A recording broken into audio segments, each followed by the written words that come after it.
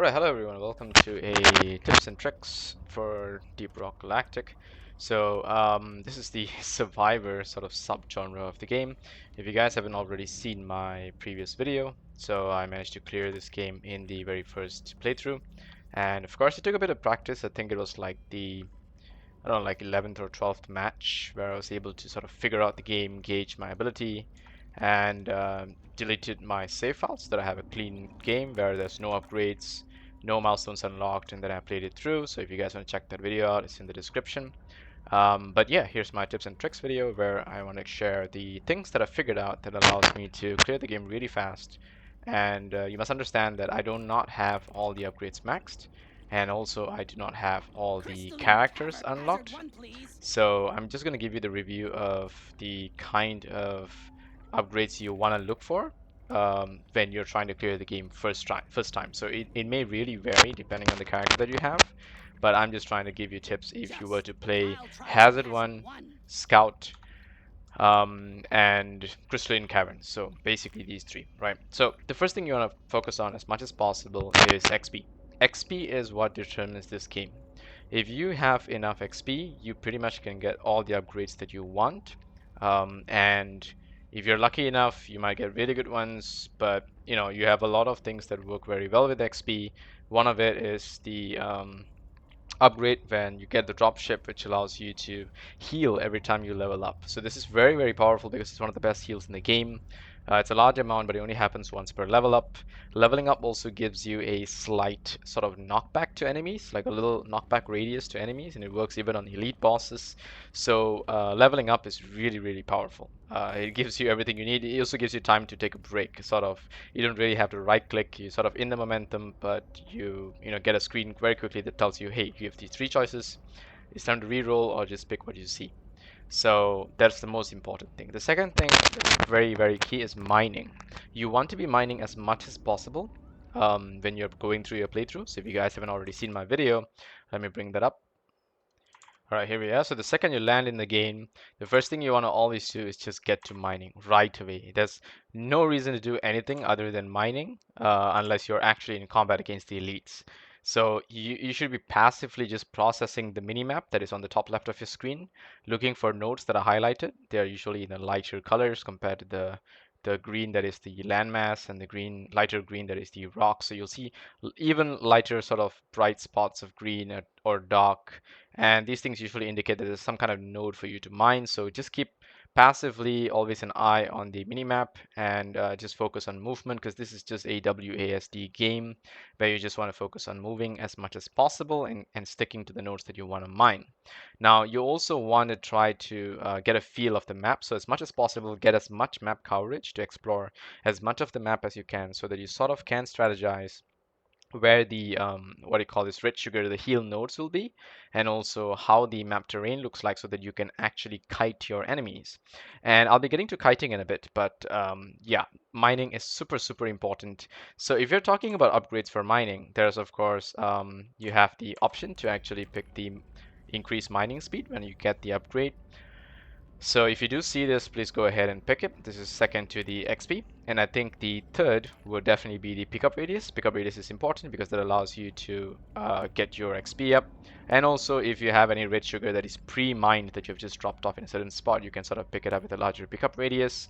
It also helps you make sure you get those elite XP pods that might be stuck somewhere behind a mob. So you want to have these three up as much as you can in the first three levels. And this is important because you have a certain number of levels in the game and you don't need them for everything. So if you see the left side of my screen here, we have 5 nodes, which are the 5 levels of the game. The first 3 levels is where the experience is super duper important. So if you get those upgrades, you see them early on, first 3 levels, always go for those as much as you can. But of course, if you get a weapon upgrade that is of a similar quality or higher, say for example, I get a mining speed that is rare. I also get a weapon upgrade that is rare. I would prefer to go for the weapon upgrade because that's kind of the objective of the game, is to do enough damage to kill the enemies. But if you get a mining speed that is even a quality higher, always go for it. And yeah, same goes for the XP and pickup radius. So keep these in mind. But of course, if you get XP, always go for XP. Even if you have weapon level that's rare and you have XP that's rare, go for XP because XP determines how you're going to win this game, and it's kind of important. Now, let me just move forward a little bit into my game just to show you guys what I'm focusing on. So in this game, since I'm not really cared about upgrades and it is the first clean run, I'm not cluttered by too many other kinds of nodes. I basically just have gold and nitra to focus on and some red sugar to collect for health. So I'm just focusing on gold and nitra as much as possible because these are the two important ingredients for upgrades. Now, I'm going to show you how kiting works in this game. So when a swarm comes, the first thing to do is not panic. It is to sort of bring the enemy to follow you through a funnel because enemies are not going to break through rocks unless it is the shortest path. So if they feel like there is a shorter path by just walking around a bunch of rocks, they are going to do that. And majority of the enemies in this game are melee. There are only about 2 or 3 kinds of ranged enemies in this game. And for that reason, you do need a little bit of move speed.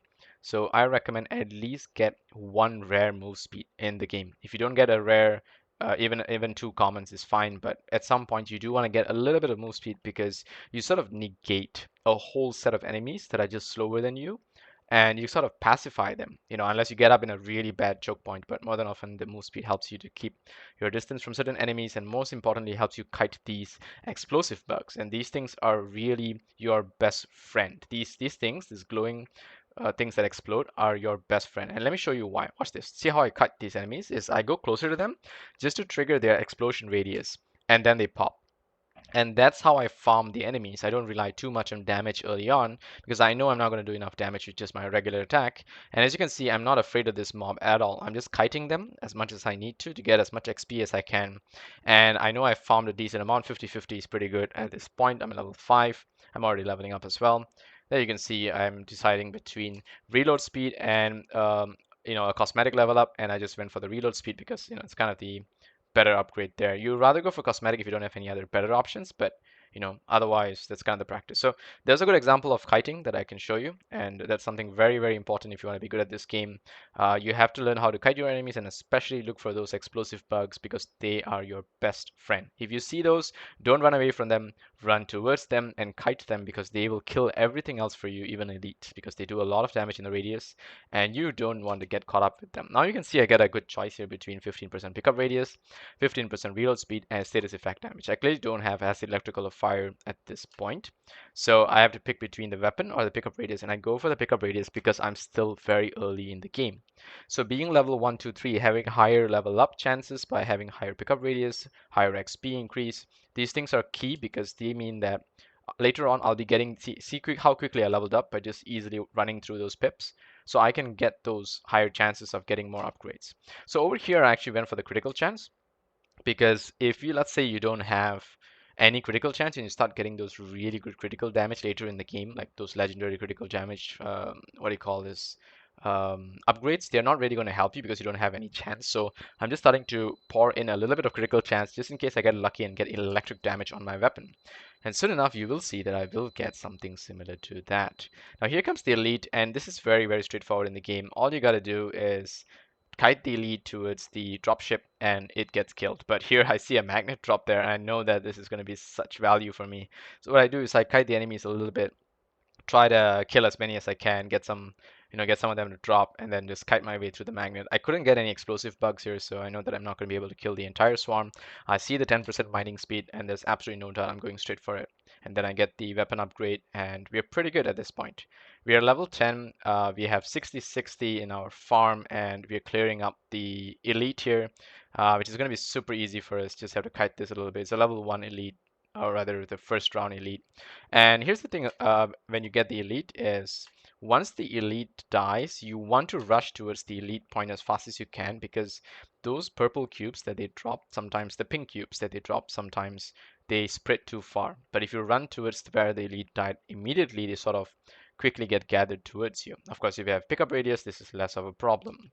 So I run towards the dropship, the supply pod, sorry, and the first thing I check is I right click the game, which is the sort of the mode where I can see my stats, and I have a look at a glance at my stats because this is very important. It's going to determine what kind of upgrades that I'm actually looking for. And this is a good time for me to just take a break and just gauge what I'm looking at. And I do this very quickly because I'm used to it, but I'm going to go for Collecting red sugar increases your max HP because this is an upgrade that I can get really early at level 1, and that means that throughout the next 5 levels, I'm going to have a chance at increasing my HP.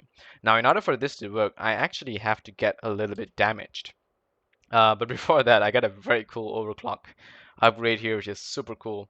The electric damage, which is what's going to help me actually win the game here. And I'll show you how it works.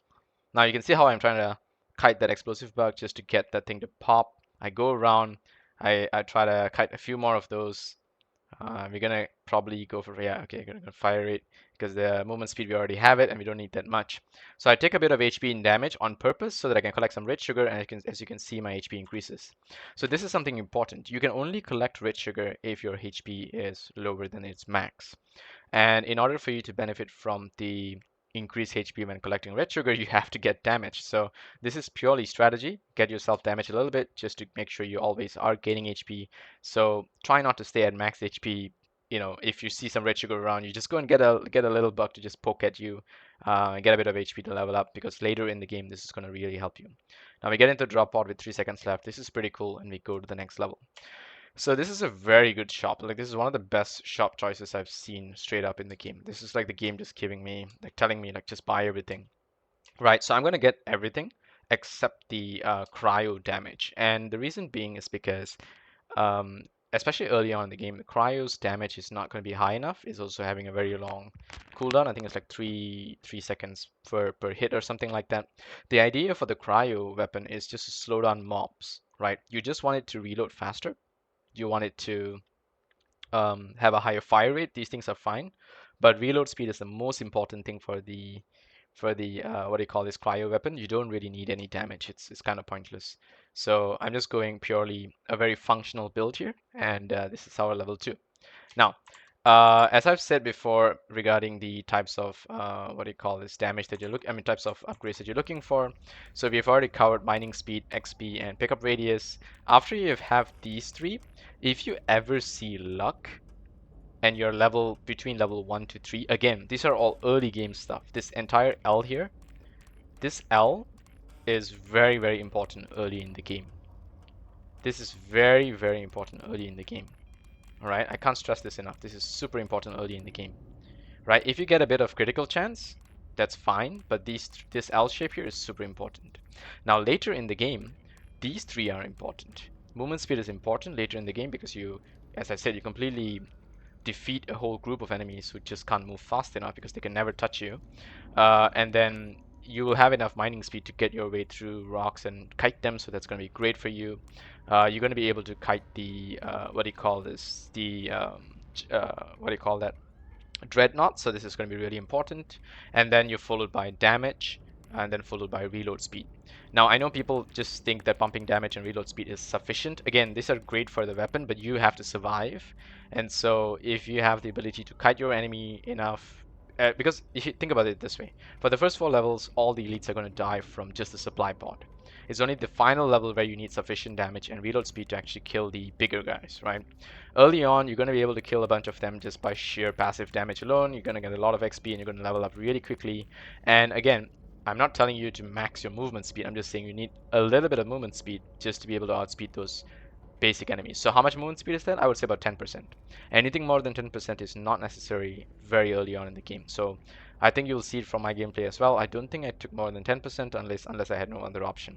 And then damage is definitely king. So take damage followed by reload speed. So this L, and then once you have at least about 10% movement speed, just pump damage and reload speed all the way. You don't really need all of these. All of these are negligible. Max HP, I don't care about it. Life regen doesn't matter. You're gonna get regen from level ups. You're gonna get red sugar as you farm in the game. Max HP you're also gonna get from red sugar. It's kind of pointless, these two. I'm talking about upgrades here, not this set here, not this one here. I'm talking about in the game itself when you're actually playing. So crit chance, crit damage is also very secondary. So try to get these upgrades. So now that I've cleared that off, let's go back to the actual gameplay. So here we are at our second, what do you call this, level, stage, or however they want to say it. As you can see, it's showing me all the stats for the first kind of run through. I'm immediately hunting for gold, and I'm just going to farm my way through it, make sure that my goal is as much as I can get. And then if I see these bugs, I'm just going to just plow my way through them, because why not? They're free gold, free nitra. And they're super easy to farm. They don't take more than like 2 or 3 hits. So yeah, I just plow my way through them. I see more nitra here, so I'm just gonna go for it. It's gonna be super easy for me to just get those farms. And as you can see, I'm sort of gauging when the swarm has shown up, how to kite these things. So when I see those explosive bugs, I run towards them and not away from them because I know how valuable they are. Now here's something cool. As I run towards this supply beacon landing area, I actually know that the landing area is blocked. And so what I do is I don't pop this bug right away because these bugs actually destroy the rocks around me. So they actually help me mine in a way. So I'm actually going to kite this bug all the way here because it's going to help me mine out this space. So check this out. See how I pull the bug to this area here? And then I'm going to kite it just in time so that it helps me clear this area up. It's going to be kind of cool the way I do this. But yeah. So let me clear it up. I'm going to just kite a little bit, try to see if I can get the angle, but some of those they're a little bit slower than some of their buddies, so they sort of move away. But I think it's still pretty good. We got a huge area cleared up, and then I don't really have to worry about those XP because it is at the supply pod, and I definitely will go back there. So I'm just going to leave those pips right there as I move along. I see more gold, so obviously don't care about the XP first. Get the gold as much as you can because you still are going to be able to purchase level ups with your gold, and that's just going to be just as valuable as leveling up through XP. So here I am getting some red sugar as well, and as I pop the red sugar, I see if I need to get a bit of damage, I'm going to get a bit of damage, otherwise I'm just going to bring the enemies as close as possible before I decide how to go about it. There we go, take a bit of damage, heal up a little bit, and we get 150 HP. We kill the elite, we collect the elite, and we're gonna gradually cut this. As you can see, I got the reload speed, so I take that. If it was damage, I would not have taken it because it's a cryo weapon. So here we go. It's time to cut these things and let them pop. Super easy. Absolutely, one of the best things is just figuring that out. And once you have it figured out, the game gets just so much easier. So there we go. We just picked that elite XP drop up and we level up. I'm gonna take the what do you call this? The shotgun here, and it deals massive damage, knocks back enemies, and this is actually really powerful against elites and also the what do you call this? Dreadnought. So I decided, okay, you know, why the hell not just pick it up? I'm just gonna, as you can see, again, kite these. Super easy to do. Just get used to doing that, and you can see the elite is taking a bunch of damage, and it's already brought it down to like half. And then I just gotta wear it down as I mine my way through and continue to cover the map. So I'm gonna cover the map as much as I can, but not too far away from the supply pod because I know the elite is gonna show up. And so here the elite comes, and I'm just gonna have to make my way towards the supply pod again. So I'm just gonna bring it around this area. As you can see, I think I might get greedy here to just try to kite these explosive ones. And I'm not too worried about my HP because I know that I'm going to get sugar back. This is absolutely insane, the legendary fire rate. That is really one of the luckiest drops I've got this early in the game, especially the second stage. So I'm going to kite this guy. I was thinking about getting the red sugar, I think, which is why I diverted a bit to the left. But I decided, you know what, hey, let's just kill this thing. And it shouldn't be too difficult for me to get what I need to. So I got the red cube, and now I'm going to go for increased healing on level up. And I think that that's actually going to help me to get my HP back, so I don't really need to do too much. I'm re-rolling this because I want to get the weapon level 12, which gives me the overclock.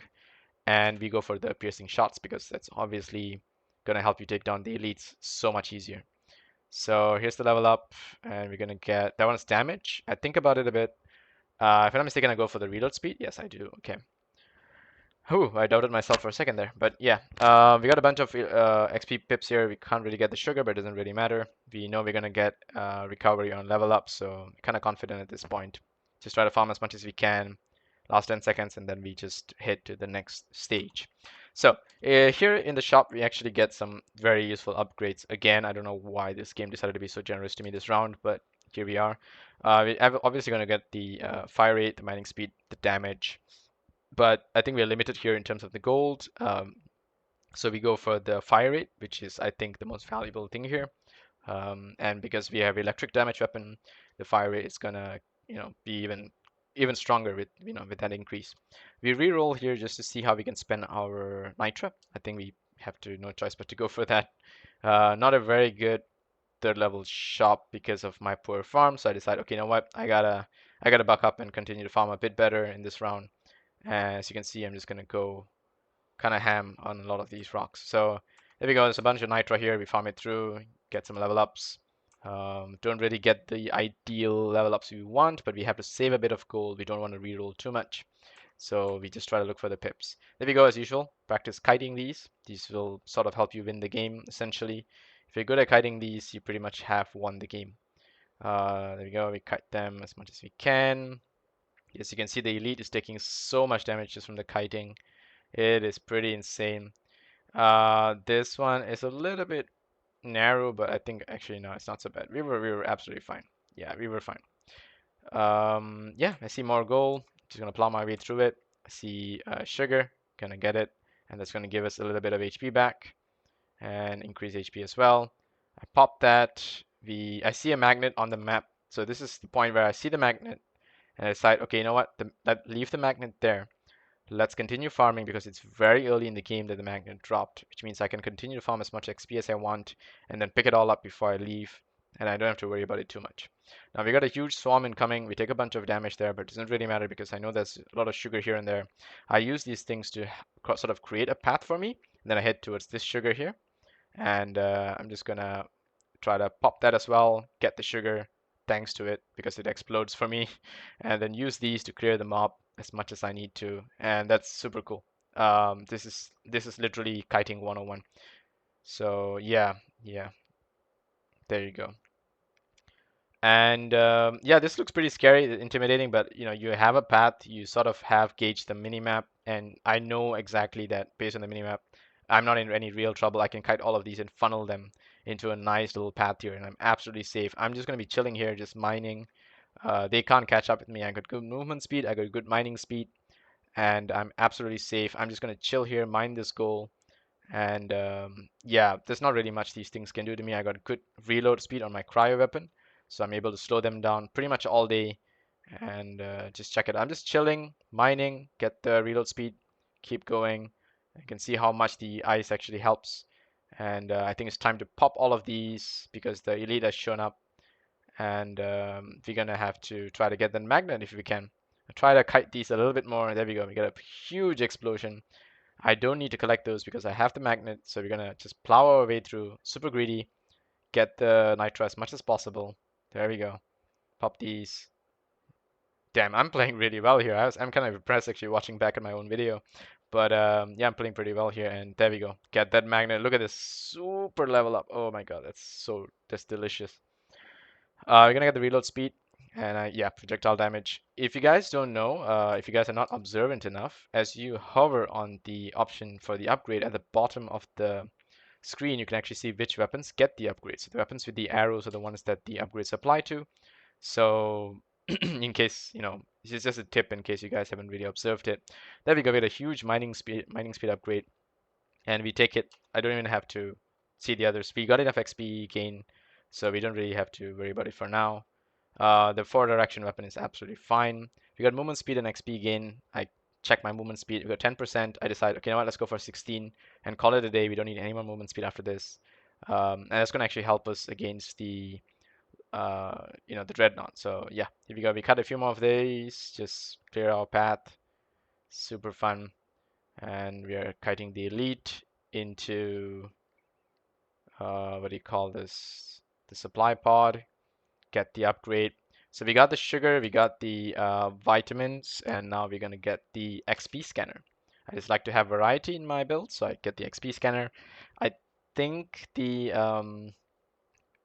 XP scanner early on might also be good because it gives you XP, obviously. Um, but yeah, and there we go. We pop those a little bit greedy. We take a bunch of damage, but we're not too worried because we know there's sugar here and there, and we have purposefully actually mined those and left them in locations along our path. So that's the kind of confidence you want in the game. You want to be able to know where you've left those sugar pips so that you can actually pick them up and continue to get your HP. As you can see on a 170 HP, I didn't need to take any HP upgrades, and I'm doing pretty good. We see this. This is huge for us. We have no reason not to take it. We have 111 Nitra, so that's a pretty clear choice. We want the reload speed obviously because it affects all our key weapons at this point. I sort of think a bit because I think I want to reroll or something. But yeah, there we get the reroll. This is unfortunately damage and not reload speed, but hey, it is what it is. So I'm not really going to take it. I don't think I take the damage for the cryo weapon. It's not something that I do.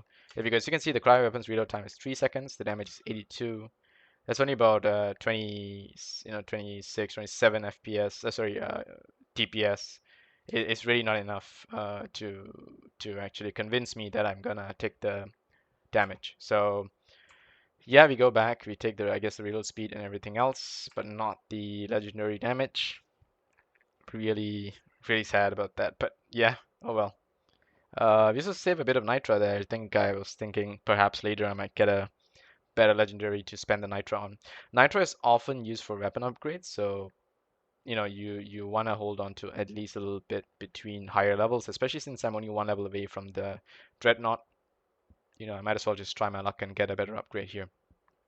Also, since I don't really know whether I'm going to clear this run on my first try, because again, this is a first run in the game, right? You don't have any other upgrades other than what you gain in this specific run. So yeah, but you can see I'm doing a lot of damage from this electrical, and the fire rate's absolutely insane. So it kind of gives me confidence. I got good reload speed as well. I got good cryo damage there to slow the enemies down. Sorry, cryo reload to slow the enemies down. So it's working really well in my favor. I'm just gonna mine a bunch of these other rocks just for the XP. They don't like Jadis and all that is good for upgrades, but I don't really need those upgrades specifically for this run.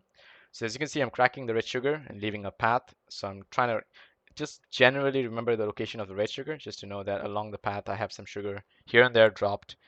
Storm is incoming. I have absolutely no fear. This is a very beautiful funnel where I can just safely farm here and completely ignore this swarm for as long as I want to. It's not really a big deal here. I'm going to try to kite this thing just to pop the space there. That's very well done. There's a bit of red sugar there. Try to collect it. It doesn't come to me. Come on, red sugar. There we go. Got it. Got the 170 HP.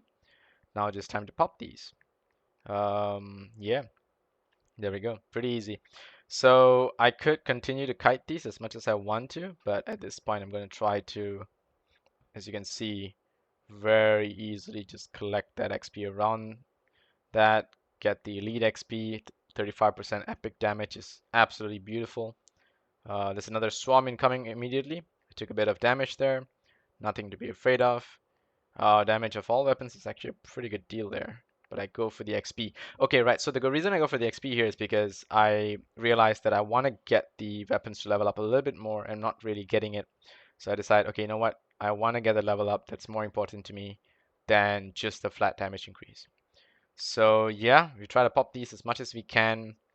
And again, HP is not our concern because we know we dropped the sugar here, which is working really well in our favor. There we go. We got a swarm incoming again. And this time we just start popping these, get the sugar, we get a huge XP drop there.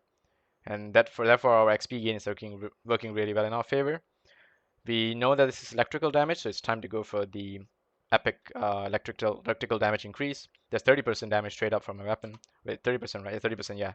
Straight up status effect damage, so that's huge.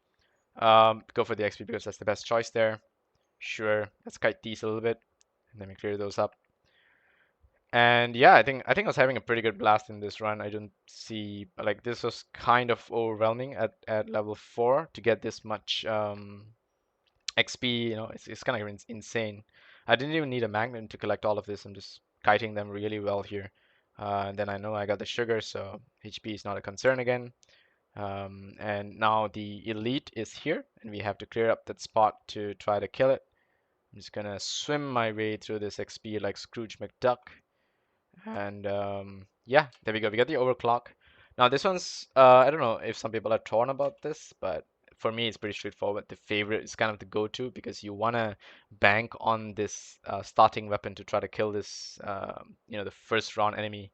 It's just obvious that you want to use the initial weapon that you gain. There's really nothing else that's stronger in terms of just raw damage. So cryo weapon is great for the slow, the shotgun's great for the knockback, and the forward direction weapon is just a nice thing to have, but it's pretty cosmetic if you ask me. But the main weapon is what it's all about. And here, just go for some flat damage. Just kite these, clear them up, and yeah, I'm just having fun here, making my way towards the drop pot, and yeah, we should be clearing up this level.